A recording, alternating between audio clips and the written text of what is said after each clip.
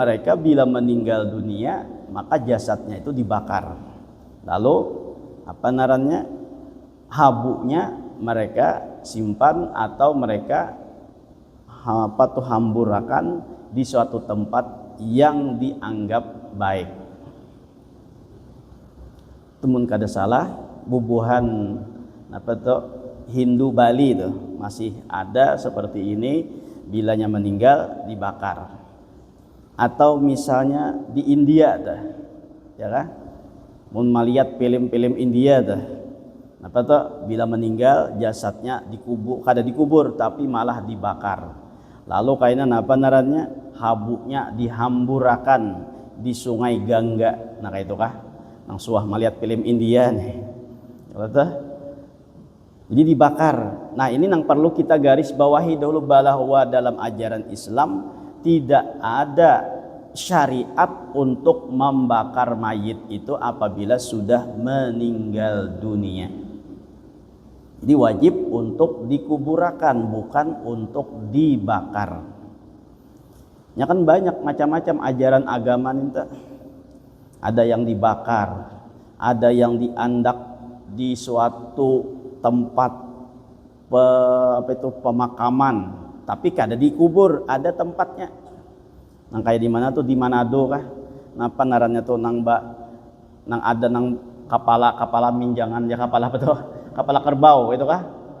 Nah, buan tuh raja. Nah, tuh ya tuh kada dipatak tapi diandak di suatu tempat aja, dikumpulkan lawan makam-makam. Semakin tinggi kedudukan orang ini semakin bagus juga, semakin baik juga tempat makamnya ninta.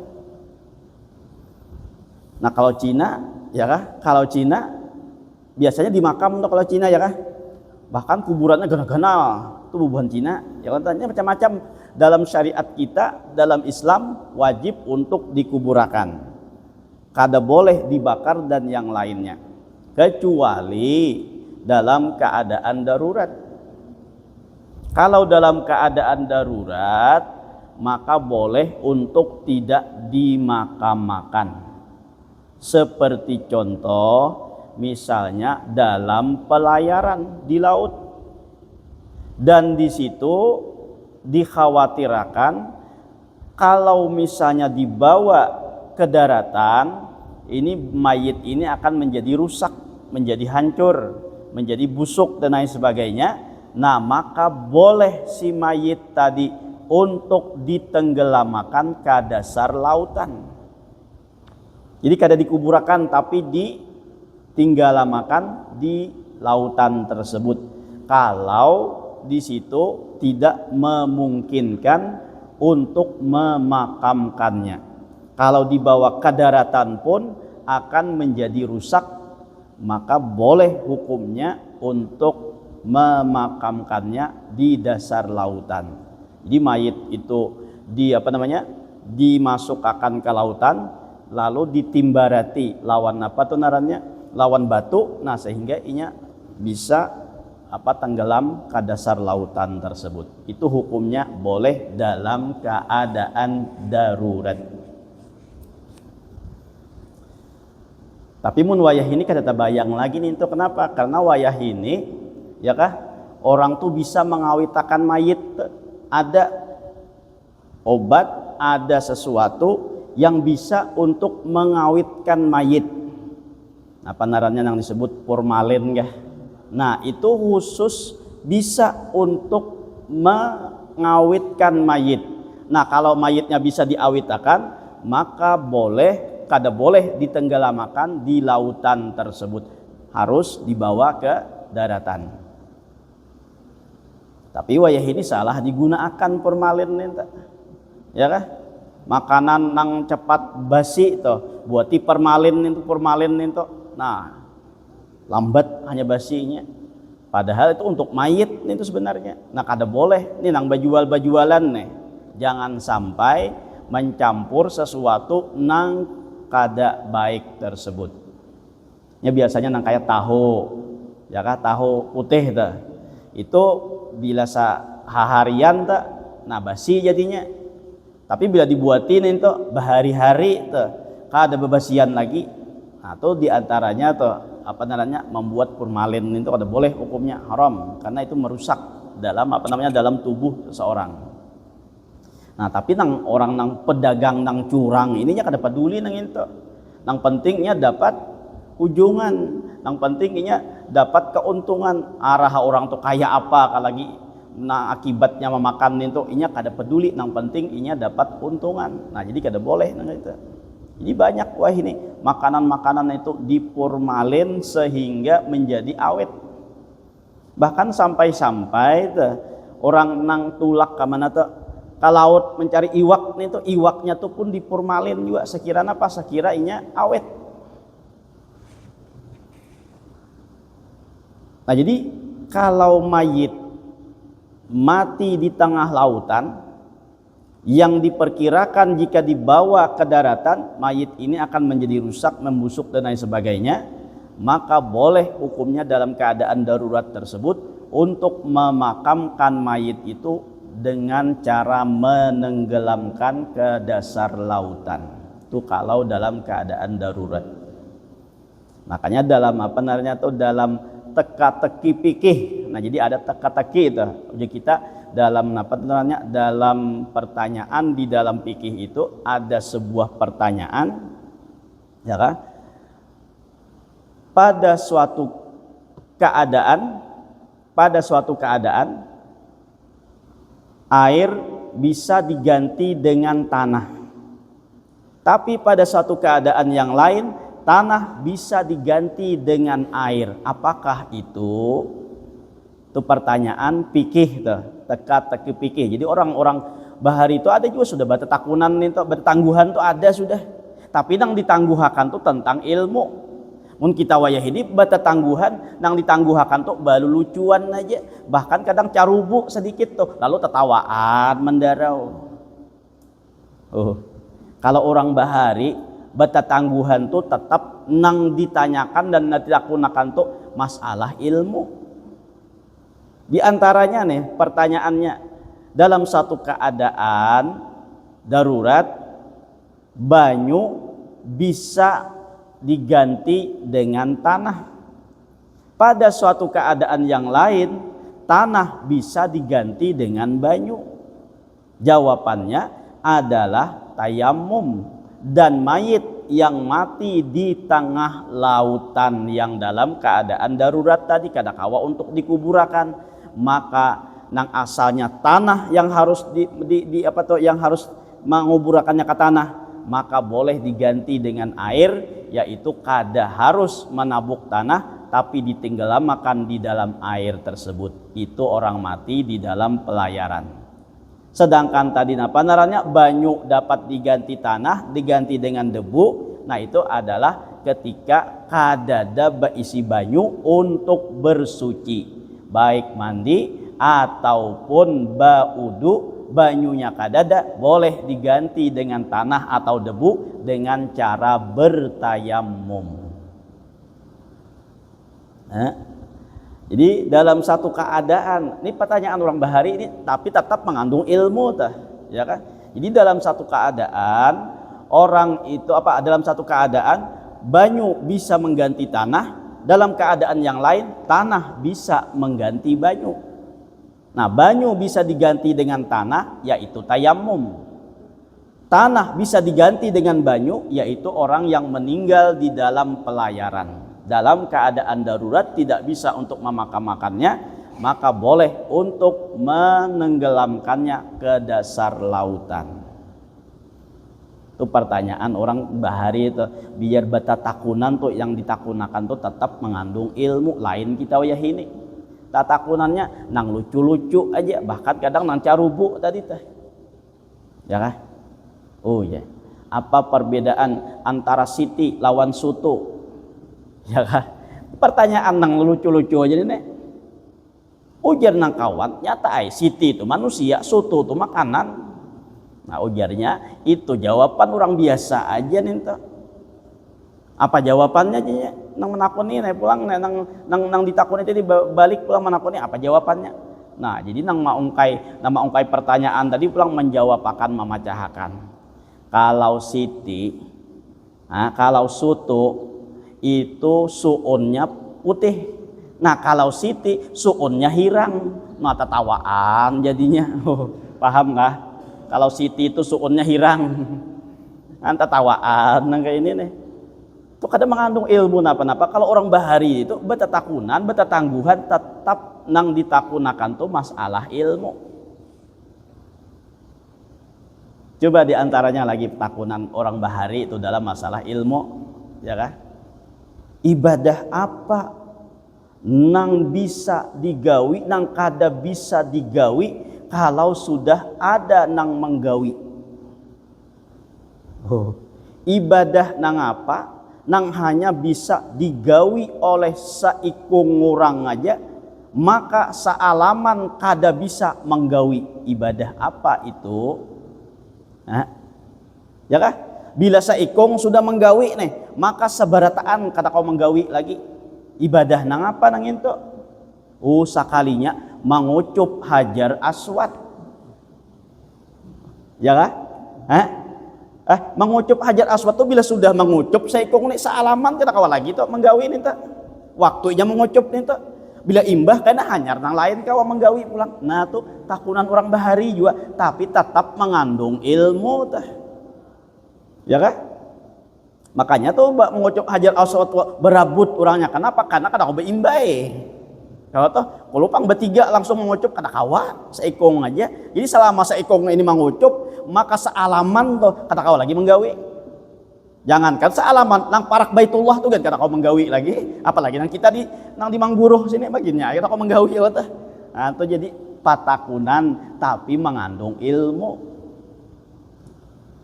Jadi banyak di dalam ilmu fikih nang ditakunakan masalah-masalah tapi yang mengandung ilmu. Apalagi itu diantaranya tuh ada sembahyang tapi kada baniat, baniat tapi sembahyang. Nah apakah itu? Pulang nih. Sembahyang tapi kada baniat, baniat tapi kada sembahyang. Sembahyang napa nih tuh? Kalau kamu jawab akan pulang nih. Nah, kita bertakunan aja nah kayak ini sampai sejam ya kok, sampai setengah jam ampihannya lagi ya tuh. Tapi takunan ini mengandung ilmu juga tuh. Napa? Sembahyang masbuk hari Jumat. Masbuknya sudah 2 rakaat. Ya kah? Bilanya masbuk sudah 2 rakaat toh, imam sudah bangkit dari rokok nang kedua. Kada sampat 4 rokok lawan imam di rokok nang kedua itu kada sampat, imam sudah i'tidal hanya datang. Maka inya tatap usalli fardal jum'ati rak'ataini ma'muman lillahi ta'ala. Niatnya tatap Jumahat. Tapi bila sudah salam imam, nang masbuk ini bangkit melaksanakan 4 rakaat zuhur. Jadi kada menambah 2 rakaat tapi menambah 4 rakaat. Nah iya tak? Baniat Jumahat tapi kada sembahyang Jumahat. Melaksanakan sembahyang zuhur tapi kada baniat sembahyang zuhur. Paham kan? Ngerti kah? Tapi rasanya kada datang di kampung neta terlambat ya kalau dah minggu sekali itu lambat juga lah. Apalagi di kampung misalnya rasa kada datang tuh. Tapi itulah hukum fikihnya. Bila terlambat 2 rakaat kada sampat mengikuti imam tadi itu 2 rakaat, tinggal 2 rakaat.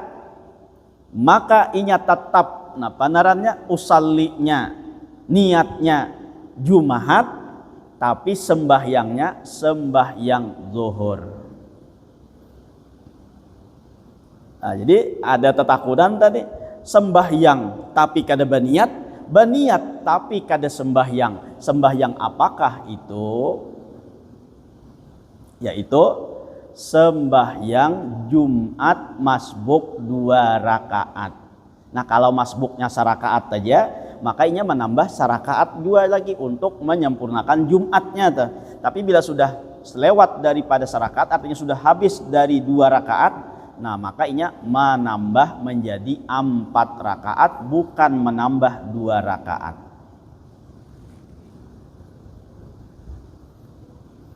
Ada pulang tatakunan. Nah, tatakunan aja kita nih ya. Tatakunannya pulang nih.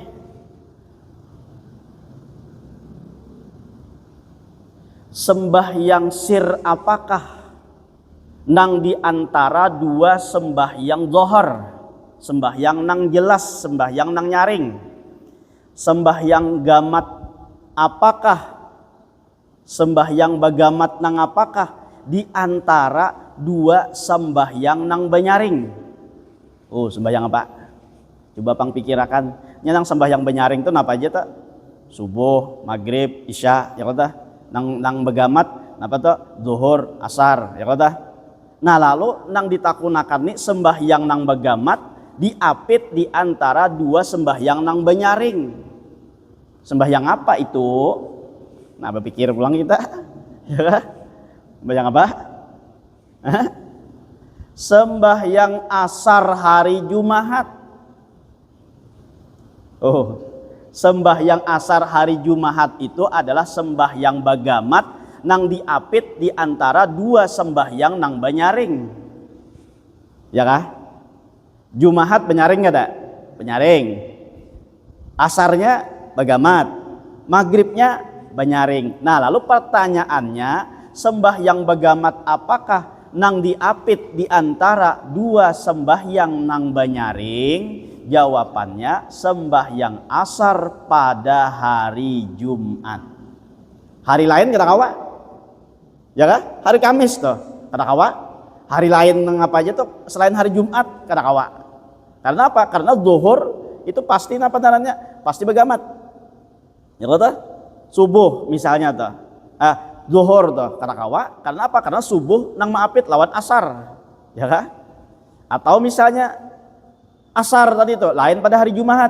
Nah maka diapit antara subuh, antara zuhur lawan maghrib kata kawa juga. Nah jadi jawabannya hari Jumat asar ninto. Nah asarnya ninto itu sembahyang bagamat yang diapit di antara dua sembahyang yang banyaring. Nah, banyak kayak lagi pertanyaannya tuh, tapi itu kan dulu ya Allah.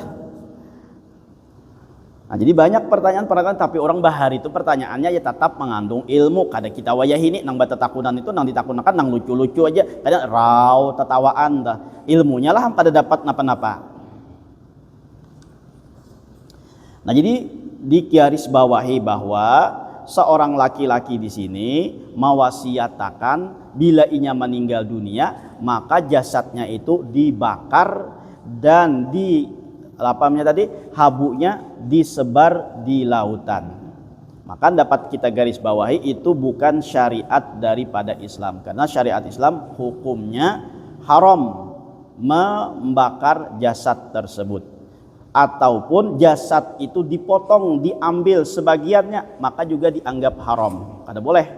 Jadi dalam ilmu dalam ilmu fikih dikatakan bahwa tidak boleh di jasad itu dibakar atau jasad itu diambil sebagiannya, itu kada boleh walaupun sudah meninggal dunia. Nah, termasuk di sini terjadi perbedaan pendapat antara ulama untuk memotong-motong mayit itu. Kalau kita kan kada terbayang memotong mengambil bagian daripada mayit itu. Kalau sekarang dalam keadaan canggih wayah ini, maka bagian mayit itu bisa diambil untuk ditransformasi apa tuh namanya? Oh, nah benarannya tuh nang dicangkok tah. Jadi karena diambil untuk orang nang hidup. Nah, maka itu juga hukumnya haram. Kebanyakan ulama kada boleh mengambil bagian jasad mayit itu. Jadi dibakar kada boleh, diambil sebagian dan dipotong dipisahkan daripada mayitnya itu pun kada boleh juga. Karena jasad itu kembali milik Allah Subhanahu wa taala. Dan Allah sudah memerintahkan minha khalaqnakum wa minha nukhriju wa minha nu'idukum wa minha minha khalaqnakum wa fiha nu'idukum, apalagi itu wa minha nukhrijukum taratan ukhra. Apa tuh ayat yang di dalam mana tuh, dalam apa namanya, dalam Talakin tuh, minha khalaqnakum wa fiha nu'idukum wa minha nukhrijukum taratan ukhra. Nah, jadi Allah mengatakan dari tanah diciptakan, ke tanah pulang dibulikakan. Nah, itu Allah nama nyuruh nangka itu. Dan apabila si mayit ini meninggal, maka jasadnya itu adalah milik Allah, kembali kepada Allah. Maka Allah memerintahkan untuk dikubur. Nah, maka wajib bagi kita untuk menguburakannya. Kada boleh kita mengambilnya, apalagi mengambil untuk menjualnya. Nah, itu kada boleh. Kalau dahulu memang kada terbayang orang mengambil bagian-bagian mayit itu. Tapi kalau sekarang ini, nah itu baharaga, ginjalnya, apalagi itu matanya, apa segala macamnya, itu masih bisa untuk dicangkokakan lawan orang yang hidup. Nah, itu tetap dianggap haram hukumnya. Walaupun inya bawasiat nang kaya itu, maka wasiatnya tidak dijalankan. Misalnya tadi nih mandangar kisah nang kaya ini nih, ya kah nang dibakar nih banyak bisi dosa tuh. Lalu cucobaannya juga aku bawasiat nang kaya itu, karena bila aku mati kena bakar juga. Misalnya tuh, ya kah, maka tuh tetap ahli warisnya kada boleh untuk menjalankan wasiat tersebut. Nah, jadi hadis yang diriwayatkan dari Abi Hurairah ini, yang diceritakan oleh baginda Nabi ini, dapat kita garis bawahi bahwa mungkin yang diceritakan Rasulullah itu adalah orang-orang terdahulu, bukan dari Muslim ajaran Islam kita.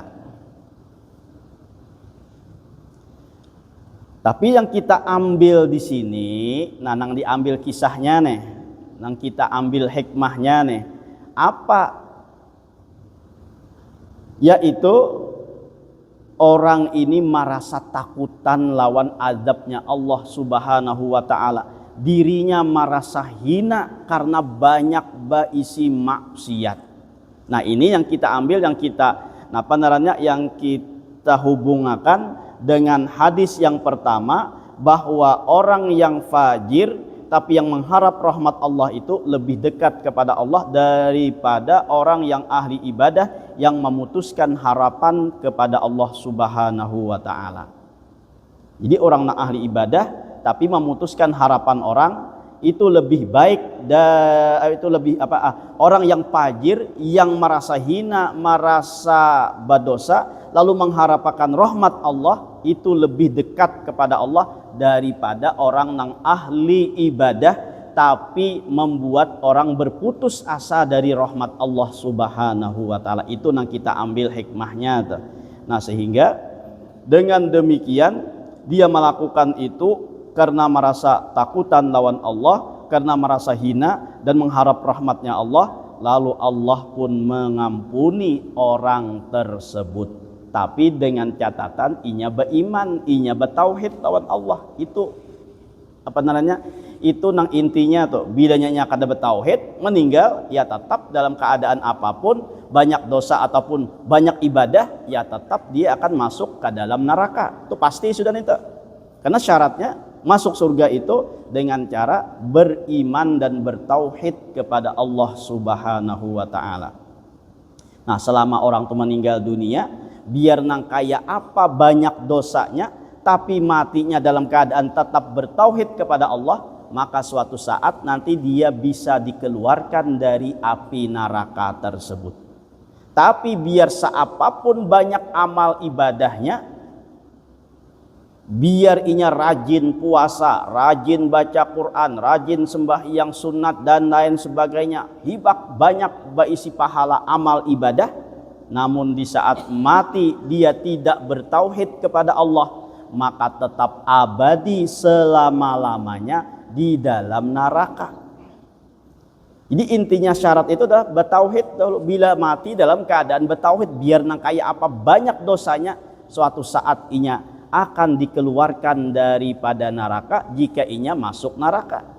Bisa juga nang banyak ini diampuni oleh Allah, itu tergantung Allah Subhanahu wa taala. Asalkan inya bertauhid, maka suatu saat pasti inya masuk ke dalam surga. Tapi bila banyak berdosa, banyak berisi pahala, banyak berisi kebaikan-kebaikan, nah matinya dalam keadaan tidak bertauhid, maka walaupun nang banyak amal tadi akan tetap selama-lamanya di dalam neraka. Nah, ini nang perlu kita renungi. Ini yang perlu kita takutani, ini yang perlu kita pikirkan. Akhir daripada kehidupan kita di dunia ini dalam keadaan bertauhid kah, kadakah? Itu yang perlu kita renungakan. Jangan kita merasa bangga dahulu. Jangan kita merasa rasa selamat sudah. Jangan merasa rasa kita nang ampunnya surga sudah. Nah itu jangan ada perasaan nang kayak itu. Karena kita kada tahu di akhir hayat itu apakah masih beriman kepada Allah atau tidak beriman kepada Allah Subhanahu wa taala. Itu nang kita khawatirkan, itu nang kita pikirkan tuh. Matinya dalam keadaan husnul khotimah kah pulang toh, atau dalam keadaan suul khotimah kah? Itu nang perlu kita pikirkan. Jangan menganggap kita sudah rajin ke majlis taklim, lalu orang nang banyak maksiat itu di bawah kita nang merasa mulia, kita nang merasa harap pada orang. Nah jangan ada perasaan nang itu.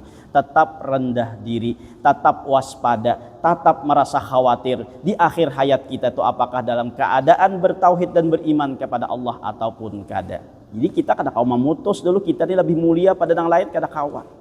Karena apa? Karena sama-sama masing-masing kita akan melewati akhir daripada kehidupan. Bila akhir kehidupan ditutup dengan kebaikan, maka menjadi selamat. Bila akhir dari kehidupan ditutup dengan tidak baik, maka menjadi tidak selamat. Walaupun pada awalnya kada baik, tapi ditutup dengan kebaikan, bisa menjadi selamat. Walaupun awalnya baik, tapi ditutup dengan ketidakbaikan dalam keadaan su'ul khotimah, maka menjadi kada baik juga. Nah jadi al-amru bil awakhir. Perkara kita ini dinilai dari akhir. Ibarat orang napa tenarannya? Ibarat orang berlomba ninta. Lomba tuh nang dinilai akhirnya kada awalnya. Lomba buka misalnya, ya kan? Atau lomba napa atau misalnya 17 Agustus tuh lomba karung misalnya. Mau di awal loncat jauh meninggalkan lawan sudah tuh. Ya kah parak sudah sekalinya pas tagulung. Ya kah? Tagulung. Pas nang lain berdahulu, maka nang lain nang asalnya nang lambat nih tetap dianggap juara. Kenapa? Karena di akhir itu dinilainya.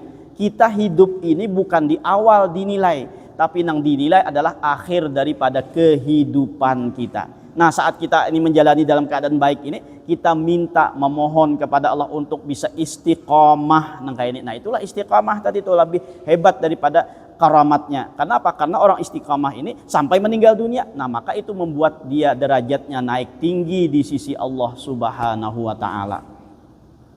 Jadi di akhir nang harus kita pikirkan, apakah kita dalam keadaan beriman atau kada. Memang kita kada kawa nang kayak itu, tapi setidaknya kita bisa membayangkan bila aku berbuat nang kayak ini dan aku mati dalam kayak ini, aku senang, nah maka perbuatlah perbuatan tersebut. Tapi bila aku melakukan seperti ini dan aku mati di saat ini dan aku tidak senang, nah maka tinggalkanlah perbuatan tersebut. Jadi membedakan nama-nama harus kita gawi, nama-nama kada kita gawi, nang kita tinggalkan, tinggal kita takunakan. Bila kita menggawi nang ini, mati dalam keadaan menggawi ini, kita senang, kita suka, itu berarti baik. Bila kita menggawi nang kayak ini, dan kita mati dalam keadaan menggawi ini, dan itu kita kada senang dan kada suka, nah maka tuh tinggalkan, tuh kada baik. Ukurannya tuh, ini nang kayak ini, kita begawi nang kayak ini, duduk nang kayak ini, datang kematian, suka kada kita? Oh suka kah? Kada wani menjawab, suka kada? Oh kaina aja dulu aja. Kaina kakabila kah? Tapi dalam keadaan nang kayak ini, suka kada kita? Suka kita. Nah berarti ini pekerjaan nang baik nang kayak ini. Tapi kaina misalnya dalam keadaan berurut buyang, berduitan pulang toh, lalu mati dalam keadaan itu, suka kada kita nang kayak itu matinya? Mungkin kita kada suka, nah tuh tinggalkan, berarti itu kada baik ninta. Di ukurannya itu kita hendak mana kita buat, mana kita tinggalkan, takunakan lawan diri kita aja. Bila dalam keadaan kita berbuat itu mati, kita senang, kita suka nang kayak itu, nah maka tuh kebaikan. Tapi bila kita berbuat sesuatu nang apabila mati datang di saat itu, maka kita kada senang matinya seperti itu, nah maka tuh kada baik. Nah, jadi kita ini dinilai di akhirnya asalkan bertauhid, asalkan beriman kepada Allah. Walaupun misalnya karena masuk ke dalam neraka, maka suatu saat karena ada akhir di mana orang ini akan dikeluarkan dari api neraka. Tapi apabila orang ini meninggal dunia, walaupun di awalnya dia ahli ibadah, walaupun di awalnya dia banyak berisi amal, Tapi ketika akhirnya tidak bertauhid kepada Allah, maka selama-lamanya dalam keadaan su'ul khatimah, tadi dalam keadaan masuk neraka selama-lamanya, kada akan keluar dari neraka tersebut. Nah, ini yang perlu kita sudah bersyukur bisa Islam, bisa masuk bisa Islam, bisa iman diberikan oleh Allah. Nah, ini perlu kita jaga. Kita dalam keadaan beriman nih, apakah nanti meninggal dunianya dalam keadaan beriman atau kada, bertauhid atau kada. Sehingga sewaktu sehat kayak ini, kita selalu berbuat baik, selalu beramal ibadah. Nah, maka dengan niat mudah-mudahan tuh sampai ke akhir melakukan kayak ini, konsisten melakukan ini sampai akhir hayat. Nah, lalu kayak itu dengan niat seperti itu, apalagi dalam menuntut ilmu, tanamakan niat bahwa untuk menuntut ilmu selama hidup. Nah, bila meninggal dunia walaupun tidak di tempat ilmu, tidak di majelis ilmu, maka orang tersebut tetap dinilai dalam menuntut ilmu agama. Nah, jadi tanamakan, nah kita niat tuh, yang penting kita berniat bahwa menuntut ilmu tuh saumur hidup, kada baampihan. Nah, sehingga dengan niat tadi, walaupun kita mati di atas kasur, walaupun mati kita di rumah sakit dan sebagainya, tapi dengan niat menuntut ilmu tadi, maka akan digolongkan dalam keadaan mati menuntut ilmu. Nah, jadi tauhid ini, iman ini, nah kita ada nih, tinggal kita mengelolanya, tinggal kita memeliharanya. Jangan sampai iman itu hilang, iman itu berkurang. Karena apa? Karena iman kita ini bisa naik berturun. Ya, iman kita ini bisa naik, bisa berturun. Nah, ini hendaknya iman kita ini selalu kita naikkan, jangan sampai berturun, apalagi sampai hilang. Na'udzubillah. Jadi bilanya meninggal dunia selama masih bertauhid, biar banyak kesalahan, maka Allah bisa saja mengampuni atau bisa saja Allah memasukkan ke dalam neraka selama setimbang dengan kesalahannya tersebut. Tapi pada suatu saat dia bisa masuk ke dalam surga asalkan beriman dan bertauhid. Nah, kita ini kada ada kepastian lagi matinya beriman bertauhid kah kada. Itu yang perlu kita pikirkan dan itu yang perlu kita renungakan. Jangan memikirkan yang kita sudah beramal nang kayak ini, kita sudah berisi berisi kebaikan nang kayak ini. Nah, itu jangan ingat-ingat lagi nih tuh, nang kita perlu khawatirkan ini di akhirnya nih, beriman kah kada kah. Mun dalam keadaan akhir kita beriman, maka insya Allah pacang selamat. Mun kada beriman, nah maka rugi selama-lamanya masuk ke dalam neraka. Di akhir hayat tuh husnul khotimah kah, su'ul khotimah kah? Boleh jadi aja waktu sehat kita bisa mengucap la ilaha illallah Muhammadur Rasulullah, bisa aja waktu sehat nyaman kita mengucap. Tapi waktu sakaratul maut tuh kawakah kada, kadang kayak itu juga. Ya kan? Mun waktu sehat kita kawa aja. Tapi waktu dalam keadaan sakarat tuh masih bisa kah kada kah kita untuk mengucapkan kalimat nang kayak itu. Nyaman aja aku mati aja, kawa aja kan mengucap nang kayak itu. Kada kau digampangkan nenek.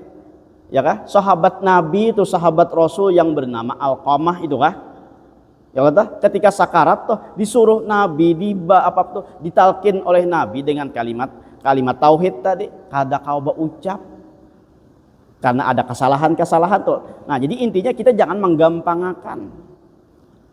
Nah, maka dalam keadaan sihat yang kayak itu, saat kita mengucap la ilaha illallah, diniatakan dalam hati ini tuh, ya Allah, dengan mudahnya ulun waktu sihat ini mengucap kalimat ini, mudahkan juga ulun ya Allah untuk mengucapnya saat sakaratul maut.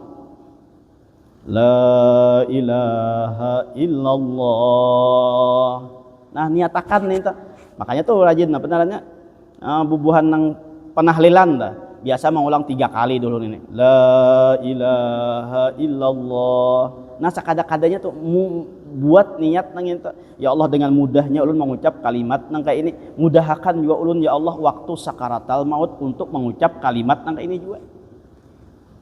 Ya kan? Nah, hanya la ilaha illallah, la ilaha illallah, semakin banyak berzikir nang kayak itu untuk untuk diniatakan sekira kita mudah juga waktu sakaratul maut. Karena waktu sakaratul maut tuh itu iblis habis-habisan. Ya kan? Iblis ini habis-habisan untuk menggoda. Kenapa? Karena di sinilah titik terakhirnya. Bila inya bertauhid, nah maka iblis gagal. Bila nya kada bertauhid, maka iblis menjadi berhasil. Nah iblis tuh habis-habisannya menggoda kita di situ. Nah sehingga kita waktu sehat nang kayak ini, kita kawa mengucap zikir, kita mengucap kalimat tauhid, maka niatakan dalam hati dengan mudahnya ulun bisa membaca kalimat ini, mudahkanlah ulun juga ya Allah untuk mengucapnya saat sakaratal maut. Apalagi setiap kita majelis tuh berzikir kalau tuh. Nah jadi jangan kada ingat tuh buat saat di antara niat kita waktu berzikir itu. Napa? Untuk dimudahkan dalam sakaratal maut saat kita berzikir nang kayak ini. Nah lalu la ilaha illallah, la ilaha illallah, la ilaha illallah. Ingat waktu hendak mati jadi nang kayak itu tah. Nah mudah mengucapkan. Karena waktu sakarat itu ada sebuah kisah pulangnya, sebuah kisah seorang ulama. Orang ulama ini Sidin ini hobinya begaduh burung. Nang digaduh Sidin ini burung nang bisa bepandir. Burung apa tuh kayak bio kan, apa tuh lagi lah nang bisa bepandir tuh. Karena nang menggaduh ni ulama, ya Allah. Lalu nang diajarakan tuh kalimat-kalimat nang baik juga. Ia bisa mengucap assalamualaikum, bisa mengucap la ilaha illallah, bisa mengucap apa lagi tuh macam-macam nang baik tuh subhanallah dan lain sebagainya. Jadi burung ini sudah terlatih bisa mengucapkan kalimat-kalimat nang baik karena tadi selain selainnya bisa berpandit nang mengajar ini pulang adalah ulama sehingga nang diajar itu kalimat-kalimat nang baik. Suatu hari burungnya ini terbang dan lepas dari sangkar, lepas dari kurungan. Lalu oleh murid-muridnya hendak ditangkap burung tersebut, dikejar burung tadi. Semakin lari burung itunya dikejar, semakin lari, akhirnya sampai ke jalan raya dan ditabraklah burung tadi oleh kendaraan. Akhirnya burung tadi kelapak, kuriak mati. Ulama ini menyaksikan burungnya mati tadi 3 hari kada keluar, menangis saja gawian, menangis. Murid yang menyasahi tadi rasa bersalah, ini gara-gara kita nang mengapung ini sampai ke jalan tadi tuh lalu mati. Datang kepada tuan gurunya tadi si murid ini meminta maaf. Kalau memang hendak diganti, kami siap untuk mengganti guru. Ujar gurunya, aku sudah merelakan burung nang mati ini. Sejak inya mati itu pun sudah aku relakan. Nang aku tangis ini bukan karena matinya burung tersebut, tapi keadaan burung nang mati itu nang ku pikirakan. Itu yang menjadi bahan pikiran sehingga aku sampai menangis nang itu kalau keadaanku seperti itu dalam keadaan sakaratal maut. Karena saking paniknya, saking sakitnya sakaratal maut, kada ingat lagi mengucap kalimat-kalimat thayyibah. Burung tadi waktu sehat tuh bisa baca asyhadu alla ilaha illallah atau tadi bisa subhanallah atau bisa la ilaha illallah. Saat sakaratal maut mati, sakitnya sakaratal maut, inya kada ingat lagi mengucap kalimat-kalimat nang baik nang sudah ku ajari bertahun-tahun nang itu. Sepatah kata pun kada keluar kalimat nang baik itu dari mulut si burung tersebut. Itu nang aku khawatirakan. Itu nang aku bayangkan seandainya aku nang kayak itu meninggal dalam keadaan nang kayak itu tanpa mengucapkan kalimat thayyibah, alangkah ruginya aku selama hidup beribadah, selama hidup berbuat baik, selama hidup dalam keadaan beramal dan lain sebagainya. Tapi waktu sakaratul maut tidak ada sedikit sepatah kata pun untuk mengatakan kalimat-kalimat nang baik. Itu nang aku tangisi, ujar Sidin, bukan karena kematian burung nintu, bukan karena kehilangan burung nintu, tapi karena sifatnya meninggal dunia seperti itu. Kalau terjadi lawan diriku, waktu hidup aku bisa mengucap kalimat yang baik, waktu hidup aku banyak beramal ibadah, waktu hidup dalam keadaan berbuat baik dan lain sebagainya. Tapi kalau dalam keadaan sakaratul maut tidak beriman dengan kalimat tauhid tadi, maka alangkah ruginya amal nang banyak tersebut. Itu nang membuat aku menangis, ujar Sidin teh. Bukan karena hilang burung tadi, hilang ya sudah ya kota, tapi yang dikhawatirkan kalau seorang nang kayak itu keadaannya. Nah, jadi kita harus membayangkan keadaan kita karena dalam keadaan sakaratul maut itu seperti apa. Sehingga ketika kita mau berzikir, mau mengucap kalimat thayyibah, niatakanlah mudah-mudahan seperti mana mudahnya aku mengucapkan waktu sehat seperti ini, mudahkan juga ya Allah aku mengucapkannya dalam keadaan sakaratul maut. Nah, itu aja kan dulu kaina pulang kita sambung bahasa mudah-mudahan dengan berkat kita berkumpul diampunkan segala dosa kita, dosa kedua orang tua kita, dosa guru-guru kita, dan dosa kaum muslimin wal muslimat. Mudah-mudahan kita dipanjangkan umur, disihatkan badan, dilapangkan dari segala urusan, dikabulkan dari segala hajat dan permohonan. Semoga kita dimatikan dalam keadaan iman wal Islam, masuk surga bersama Rasulullah sallallahu alaihi wasallam. Amin ya rabbal alamin. Belum minta halal, minta maaf. Ada hal ini, soal